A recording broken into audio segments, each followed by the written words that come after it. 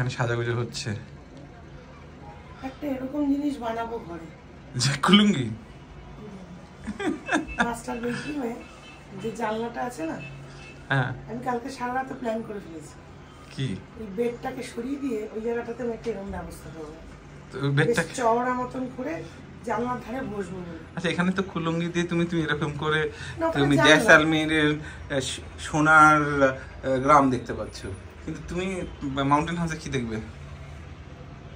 আমার নেবারের ঘরে হাড়িতে কটা চাল ফুটছে, উঁচুতে উঠে যাবে তো, ওখান থেকে দেখতে পাবো।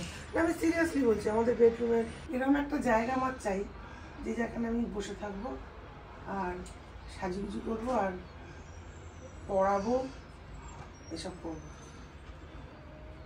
আর ফেসবুক করবো, ভিডিও আমার ট্রাভেল ভিডিও এডিট করবো, এসব করার জন্য আমরা এই একটা জায়গা আমি বানাবোই।